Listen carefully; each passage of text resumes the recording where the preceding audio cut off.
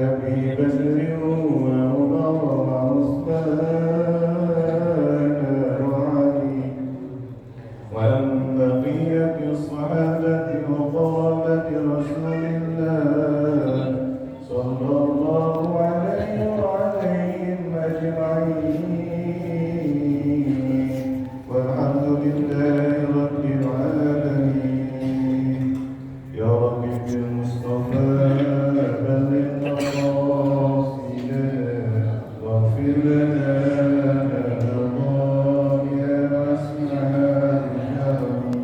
يا رب بالمصطفى بلغ مقاصدنا واغفر لنا ما مضى يا واسع الكرم.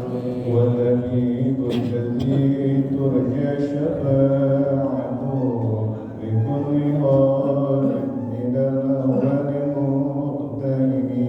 يا رب بالمصطفى بلغ مقاصدنا واغفر لنا ما مضى يا واسع الكرم.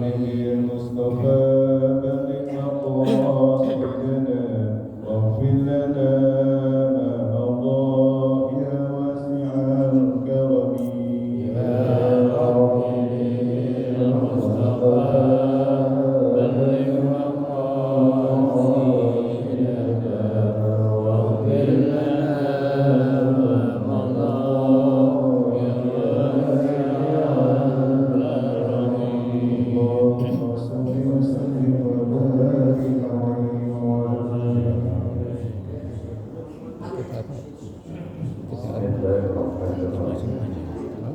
Assalamualaikum warahmatullahi wabarakatuh.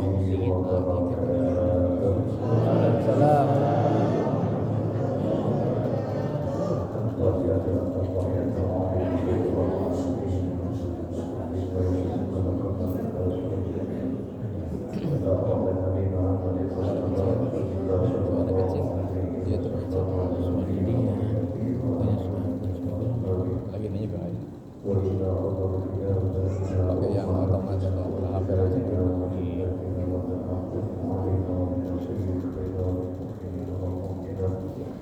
والمسلمين والمؤمنين من شرهم ومشتغلهم يوم وتفنن المسجد المؤمن وصلى به وصدق وجاهد في شيء بينهم فاتحة. أعوذ بالله من الشيطان الرجيم. بسم الله الرحمن الرحيم. الحمد لله رب العالمين الرحمن الرحيم مالك يوم الدين. إياك نعبد وإياك نستعين. اهدنا الصراط المستقيم صراط الذين أنعمت عليهم غير المغضوب عليهم ولا الضالين.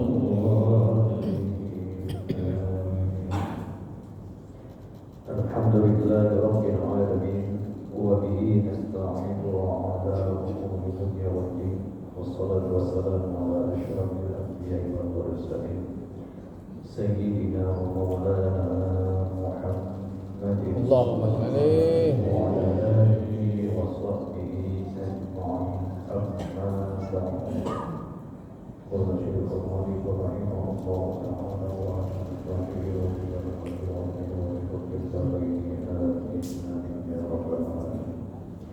ربي يسر ولا تعسر ربي بمنك حميد قال سبحانك لا علم لنا إلا ما علمتنا إنك أنت العليم الحكيم.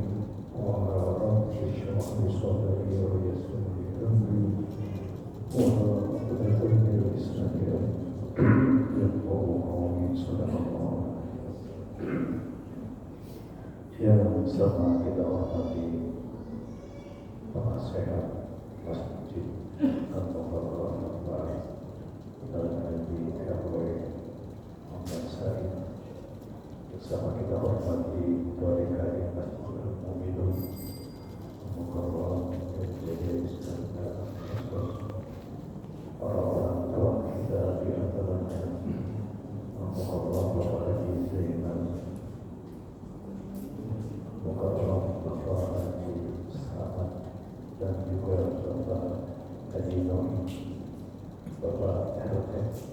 Al-Qur'an Ustaz Durian Imam kita Bisari dan juga Al-Qur'an Ustaz Tisukisna tokoh masyarakat kita Bapak Suripto, seluruh yang hadir yang mohon maaf tidak dapat kami sebutkan satu persatu, yang kesemuanya insya Allah dimuliakan Allah Subhanahu wa Ta'ala. Bapak-bapak, ibu-ibu, jamaah Majelis Taklim Masjid Jami'ah Mu'minun Rahimakumullah. Alhamdulillah kita dipertemukan kembali dalam rangka melaksanakan kewajiban sebagai hamba Allah yang kita sholat maghrib berjamaah dilanjutkan dengan takbir. Kesemua ibadah kita ini mudah-mudahan diterima oleh Allah Subhanahu wa Ta'ala. Selawat dan salam semoga Allah limpahkan keberkahan dengan Nabi kita Muhammad sallallahu alaihi wasallam. Bapak Ibu yang kami muliakan, adakah hari ini yang lagi galau? Biasanya nenek-nenek ini sering galau, maka obatnya banyak-banyak baca istighfar. Ini sangat penting, karena dengan beristighfar semua persoalan-persoalan kita Allah yang akan membereskan. Ini selama duduk di sini udah niat iktikaf belum ya? Apalagi baru datang ya, belum sempat niat iktikaf. Yuk kita niat iktikaf. Bismillahirrahmanirrahim. Bismillahirrahmanirrahim. Nawaitu dan a'takifa di hadzal masjid ma dumtu fihi sunnatan lillahi ta'ala. Saya niat beriktikaf di masjid ini selama saya berada di dalamnya sunnah karena Allah Ta'ala. Dapat pahala iktikaf, dapat pahala takbir. Amin ya Allah. Jadi sayang-sayang kalau kita berlama-lama di masjid kita nggak niatkan iktikaf, kita nggak dapat pahala iktikaf. Kalau begini, masya Allah. Terus apakah iktikaf bisa batal? Bisa. Kalau kita nih keluarnya sampai keluar dari masjid itu batal. Tapi kalau keluarnya kita ngambil wudhu, nggak perlu iktikaf lagi, nggak perlu niat lagi, nggak batal. Tapi kalau kita jajan dulu, makan uli bakar, itu batal. Ya.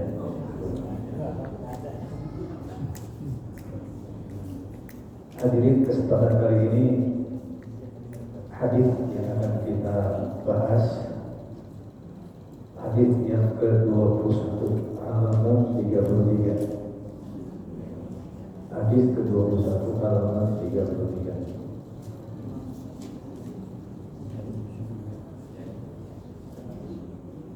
Namun sebelum pembahasan kali ini cuma sekedar mengingatkan.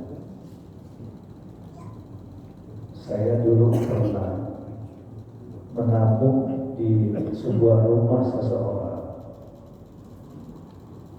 Begitu udah masuk waktu maghrib karena masjid jauh, musola jauh, kata dia, ya udah kita berjamaah saja. Dia juga yang ngomong, dia dari tempat lalu berjamaah. Begitu udah ada, kemudian komat, dia batal. Saya udah telanjur, udah komat kan usolli. Kemudian dia ambil wudhu. Selesai dia ambil wudhu, saya udah dapat 1 rakaat. Harusnya dia kan ngikutin saya. Ya mungkin karena nggak pernah ngaji kali ya. Ini maaf ya maaf. Kan ketahuan orang yang tukang ngaji sama yang nggak pernah itu tata cara beribadahnya kelihatan berbeda ketika sembahyang berjamaah. Nah, saya udah dapat 1 rakaat, saya berada di rakaat yang kedua. Kan dia dengar, karena bacaan pada sembahyang maghrib itu kan jahat. Dia sholat sendiri, tapi imam di belakang saya. Oh, Akbar. Seperti layaknya imam dia juga baca kuat.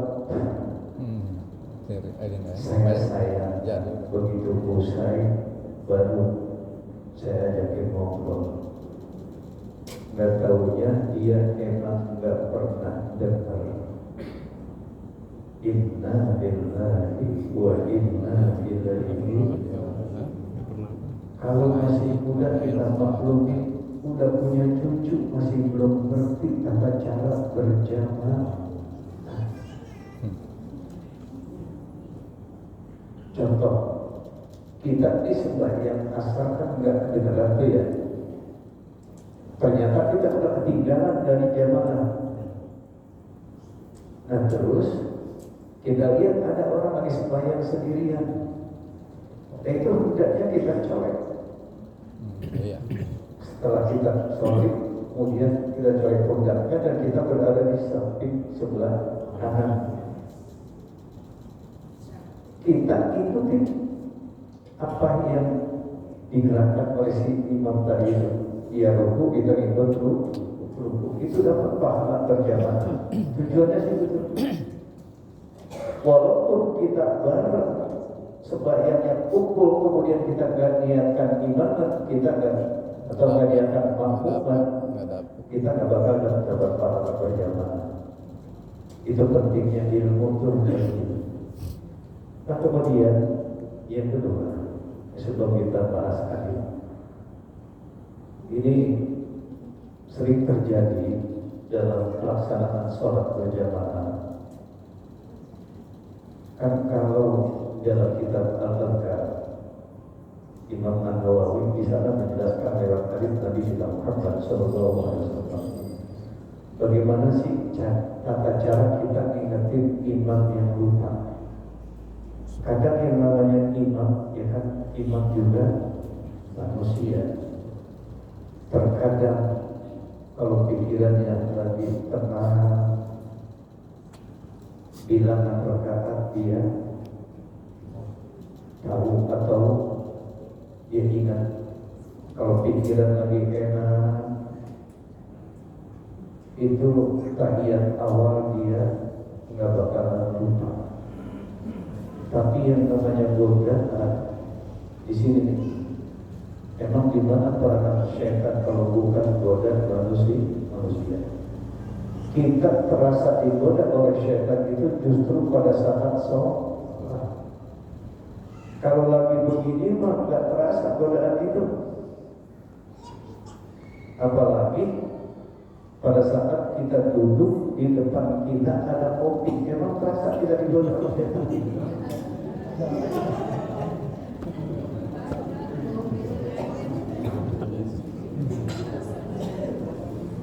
Ini yang bikin kopi ini pahalanya besar banget ini. Bapak juga ada ya, Bapak Jaya.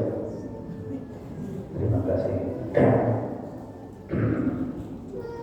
Dan pada saat nih si imam lupa, dia namanya orang sholat itu kan jangankan berjamaah supaya sendiri aja terkadang suka lupa kan gitu ya. Gimana tata cara kita untuk ingetin si imam?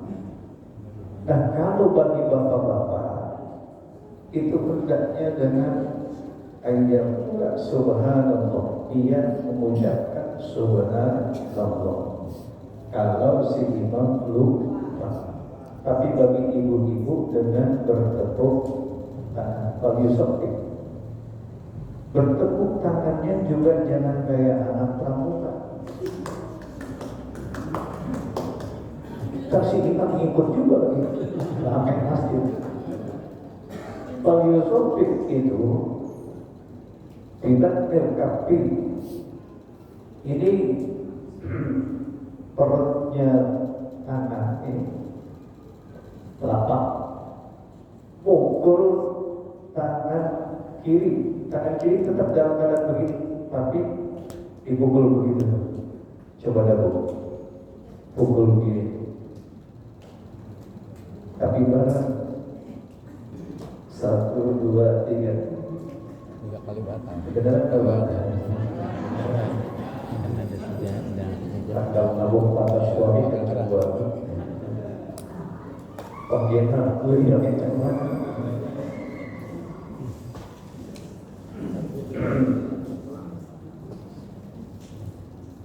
Jadi batasan kita atau si imam ini harus dia ngikutin si makmum. Jadi imam juga jangan egois, kalau diingetin harus mau. Itu kerjasama namanya antara imam dengan makmum. Pertama, pada saat kita lupa untuk tahiyat awal, katakan tahiyat awal. Seharusnya kalau orang ingat dia tahiyat awal, begitu habis sujud yang terakhir ini, itu hendaknya kan dia duduk iftiras. Ini enggak, dia langsung bangun. Allahu Akbar. Kalau si imamnya ini udah berdiri tegak kayak begitu, meskipun si makmum ramai-ramai mengucapkan subhanallah, itu hendaknya makmum ikut bangun. Karena imam itu untuk diikuti. Kecuali kalau dia baru setengahnya. Ini sujud terakhir, Allah baru begini nih, subhanallah, itu boleh dia duduk. Tapi kalau dia udah berdiri tegak, ketika dia duduk batal sholatnya. Jadi hendaknya dia teruskan si imam itu sampai rakaat yang ketiga. Nah sekarang kalau misalnya dia udah 4 rakaat nih, harusnya tahiyat, kemudian kelebihan bahkan dia ini makmum ikut nggak apa-apa karena dia udah berdiri. Selesaikan itu rakaat yang kelima, karena tadi menurut keyakinan si imam tadi bahwa dia baru 3 rakaat, disangka itu 4 rakaat padahal udah 5 rakaat. Itu untungnya ada makmum ingetin dengan kalimat subhanallah untuk yang berjamaah gitu. Dan di akhir sebelum salam kita dianjurkan untuk sujud sahwi. Nah kita ikut semua sujud sahwi karena imam itu panutan ikutan. Gak usah ribut, gak usah pakai mulut. Imam salah tuh, batal kita yang ngomong gitu. Si imam juga jawab. Bisa dipahami ya.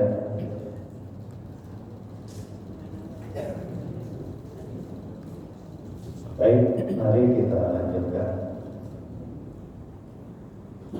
Bismillahirrahmanirrahim. An Abi Amr wa qila Abi Amr Sufyan bin Abdullah radhiyallahu anhu qala qultu ya Rasulullah qul li bil Islam qawlan la as'alu an mu'ahada ghayraka. Qala qul amantu billahi tsumma istaqim. Rawahu Muslim. Udah ketemu? Udah ya. Ibu megang tidak? Iya, baik. Dari Abu Amr ada juga yang mengatakan beliau selain namanya Abu Amr, katanya ada yang mengatakan Abu Amr. Sufyan bin Abdullah radhiyallahu anhu, dia berkata, aku berkata, maksudnya bertanya kepada Rasulullah SAW, wahai Rasulullah, katakan kepadaku mengenai Islam sebuah perkataan yang tidak aku tanyakan lagi kepada seorang pun selain engkau. Lalu beliau menjawab, atau Nabi bersabda, qul amantu billah tsumma istaqim. Katakanlah, aku beriman kepada Allah, kemudian beristiqomah. Nabi dikenal ini memiliki keistimewaan yang luar biasa. Apa keistimewaan? Di antaranya adalah beliau itu memiliki kalimul jami, ucapan singkat tapi padat. Kalimatnya singkat tapi memiliki makna yang luar biasa luasnya. Padahal ini simpel. Qul amantu billah tsumma istaqim. Kalau kita mendengar membaca ini saja, kita belum mendapatkan apa-apa. Beriman kepada Allah, istiqomah. Nah ini kan perlu penjelasan. Apa sih makna istiqomah yang sebenarnya? Dijelaskan hadirin. Nanti kalau ada waktu buka tafsir Baydawi, kemudian di sana dijelaskan bahwa ketika turun ayat ini, innal ladzina qalu rabbuna Allah tsumma istaqamu tatanazzalu 'alaihimul malaikatu alla takhafu wa la tahzanu wa abshiru bil jannati allati kuntum tu'adun. Ini ayat turun di saat Abu Bakar As-Siddiq menghadapi orang-orang musyrik. Fa'inna musyrikin qalu, karena sebenarnya orang-orang musyrik itu berkata, kata mereka, Rabbuna Allah wal malaikatu banatullah. Ini kata orang musyrik Mekah saat itu. Aku beriman kepada Allah, atau kami beriman kepada Allah dan malaikat itu adalah anak Allah. Jadi disangka bahwa malaikat itu anak Allah. Subhanallah. Na'udzu billah. Wa yaqulu qalu, kemudian orang-orang Yahudi berkata, Rabbuna Allah wa Uzairun billah. Wa Uzairun billah. Aku beriman atau kami beriman kepada Allah dan Uzair itu adalah putranya Allah. Na'udzu billah. Wa Muhammadun laisa binabi, dan Muhammad itu bukan nabi. Mereka percaya. Jadi kedengkian Yahudi dari dulu sampai sekarang nggak bakal berhenti. Yang sekarang ini Israel itu emang keturunan Yahudi. Sampai kapanpun dia nggak bakal redho sama orang Israel. Lihat Donald Trump, udah dikasih peringatan hutan kebakaran masih belum kapok juga. Udah dikasih badai juga masih belum kapok juga. Berantakan Nanti di dunia ini masih dikasih kesempatan. Sebetulnya kalau mau bertobat dia bertobat, kalau mau bertobat dia nanti akibatnya ditanggung. Nah, kemudian Abu Bakar dia menjelaskan, wa Abu Bakar qala, dan Abu Bakar berkata, Rabbuna Allah wahdah. Kata Abu Bakar, Tuhan kami adalah Allah yang esa, la syarika, tidak ada sekutu baginya. Wa Muhammadun abduhu wa rasuluh. Kemudian Muhammad itu adalah hambanya dan rasulnya atau utusannya. Kemudian istiqomah.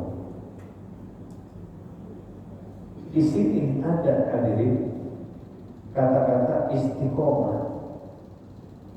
Qala ba'duhum, sebagian ahli mufassir mengatakan bahwa al-muradu minal istiqomah ahdul mithaq fi alamin arwah. Kata istiqomah itu adalah sebetulnya perjanjian yang kuat.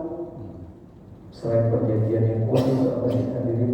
Kalau kita ini jadi Ya namanya di hadapan Allah itu sumpah setia gitu kan ya. Di alam arwah kita ini semua manusia yang sekarang sudah terlahir di alam dunia, sesungguhnya dulu itu sudah mengakui bahwa Allah itu Rabbuna, Allah itu Tuhan kami. Sebetulnya begitu hadirin itu.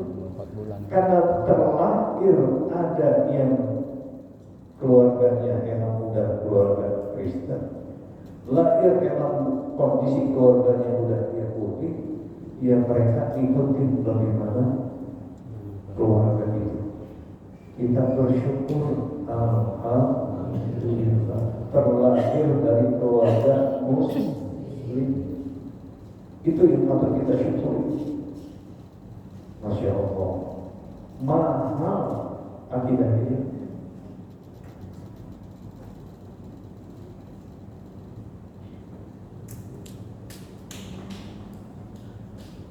Ada hadis, kullu mauludin yuladu ala fitrah. Setiap anak yang dilahirkan itu dalam keadaan suci. Bayi lahir itu kan punya agama. Nah kalau dia terlahirnya dari keluarga Muslim, kan emang disunahkan diadani di telinga kanan, dikomatin di telinga kiri, agar pertama dia dengar ketika terlahir di dunia itu adalah kalimat tauhid, kesaksian kepada Allah Subhanahu.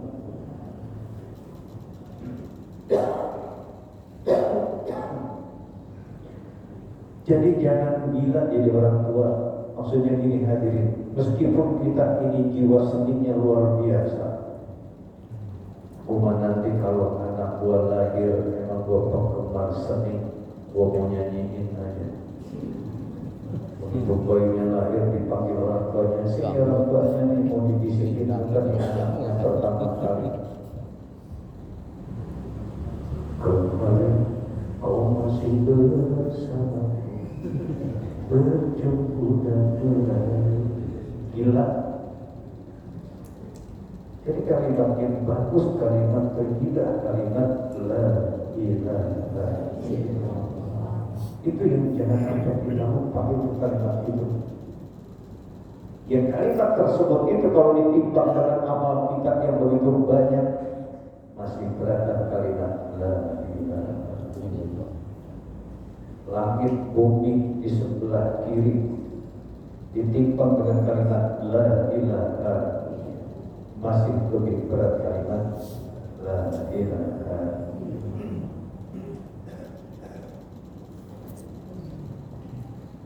Wal muradu minal istiqomah, dan yang dimaksud dengan istiqomah ahdul kita, janji setia di alam arwah. Pada saat kita berada di alam arwah sebelum kita lahir ke dunia.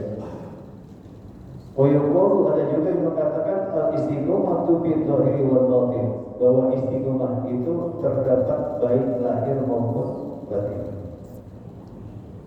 Lahir dan batin ini pun masih bisa terbagi.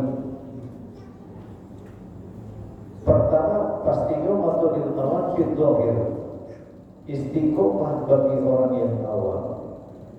Lahiriahnya adalah al-imtithalu bil awamir wal ijtinabi anil manahi, melaksanakan perintah-perintahnya dan menjauhi larangan-larangannya. Itu zahirnya. Contoh kayak kita sehari-hari kita berusaha untuk melaksanakan perintah Allah dan Rasulnya, dan kita jauhi larangan-larangannya. Ini menurut kita kebanyakan, menurut orang awam. Tapi gak cukup cuma secara zahir saja. Kita udah berusaha fisik kita tuh gak melakukan perbuatan-perbuatan yang dilarang. Tapi juga harus dilengkapi wabil batin al-iman wa tasdiqu.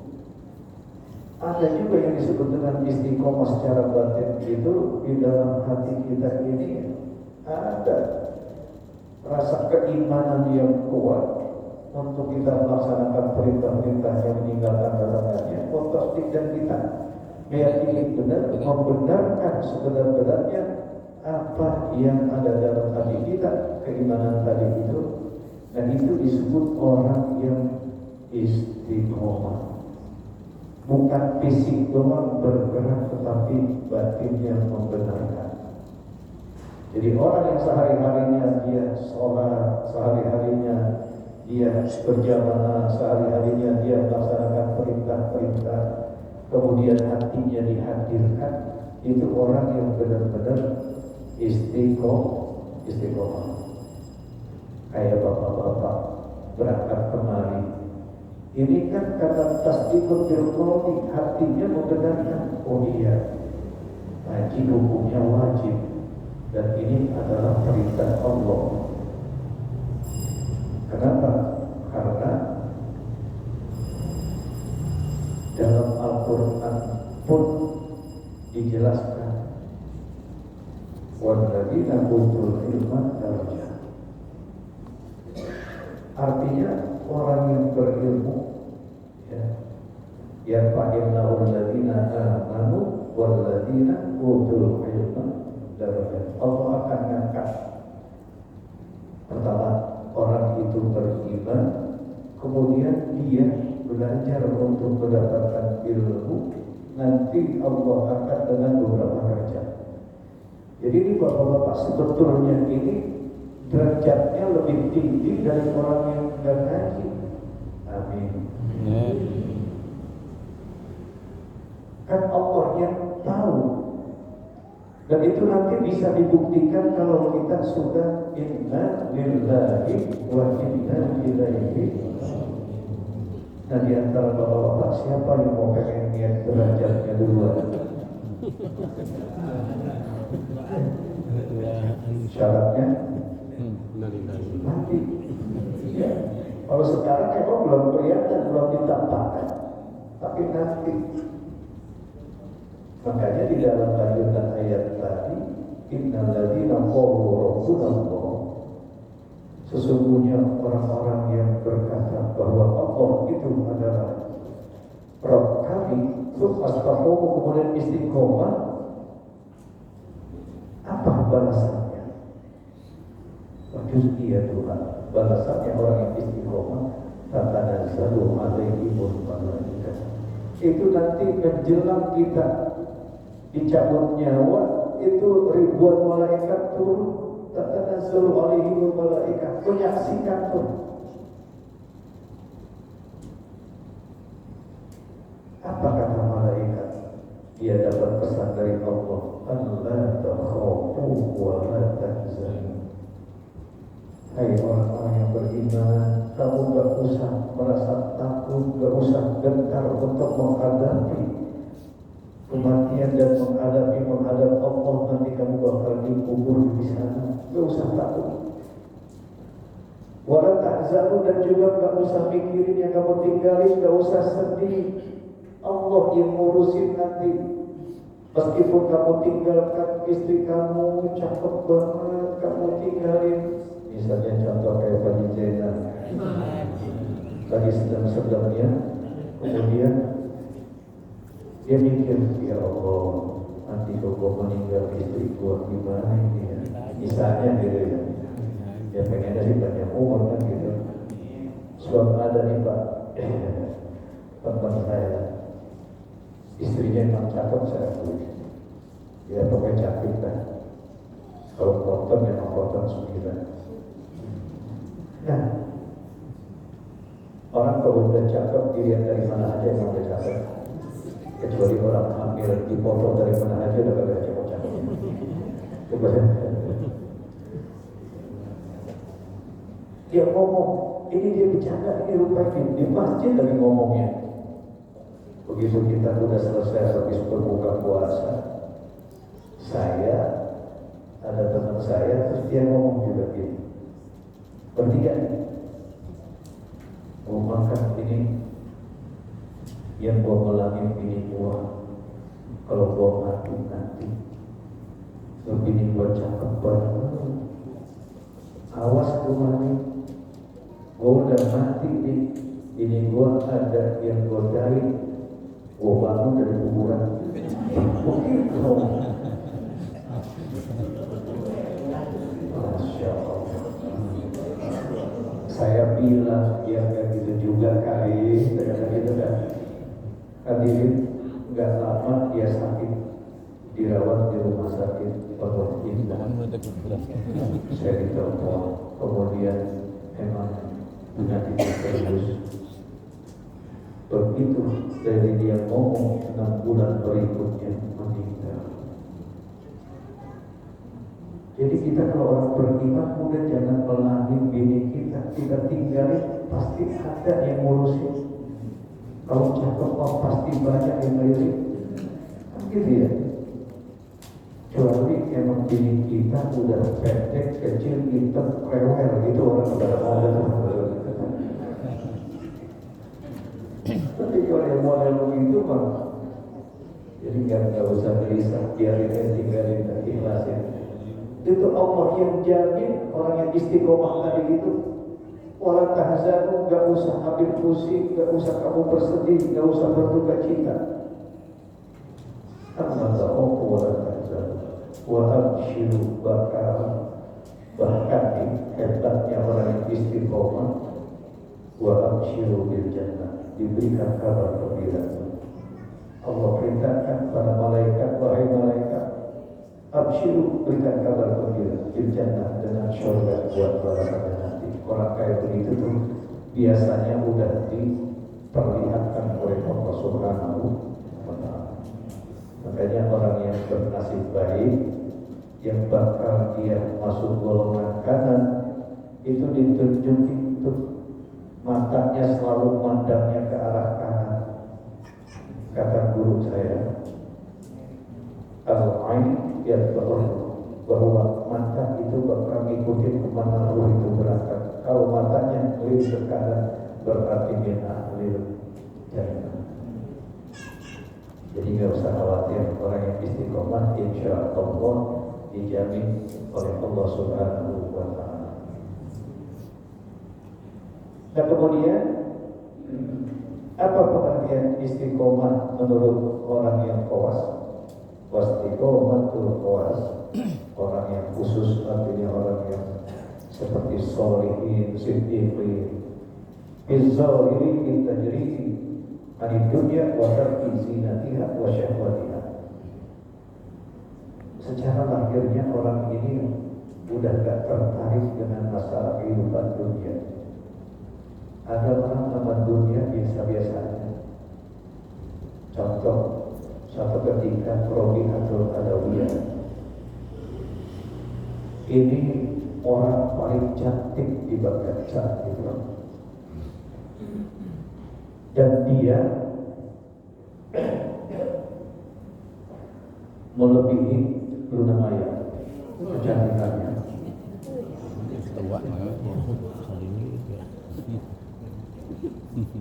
Kata orang jualan, wow, keren gitu kan.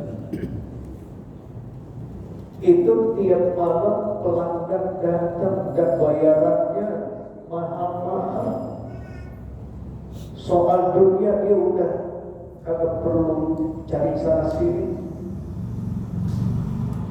Namun apa yang terjadi? Berkecamuklah jiwanya. Duit banyak, rumah megah, harta luar biasa berlimpah, tapi dia tidak punya ketenangan batin. Begitu dia lagi sedang duduk termenung di pinggir jalan, ada seorang parubaya atau orang muda, ya sekitar usia-usia ini semua, yang akan dipojokan saudara dari sini sama orang muda lewat pakai gamis, jalan dengan tangannya keluar dari masjid. Ditanya, dia panggilnya kakek, kau salah panggilnya jejak. Apa yang membuat Anda tenang? Saya tenang karena saya berjumpa kepada Allah. Terus adakah apakah makanan untuk besok?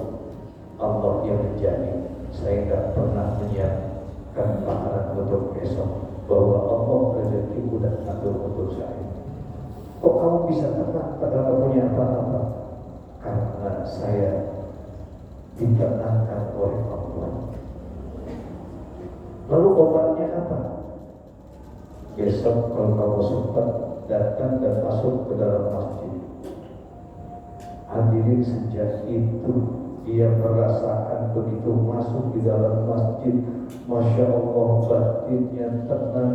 Yang kemarin jiwanya kering kerontang, panasnya kayak apa, berkecamuk nih.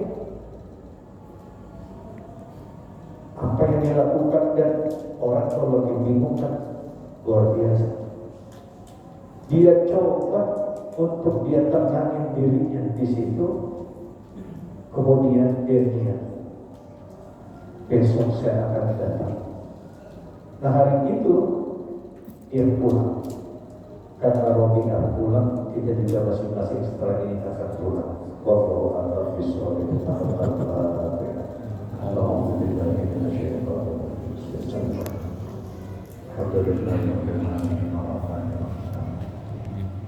Alhamdulillah.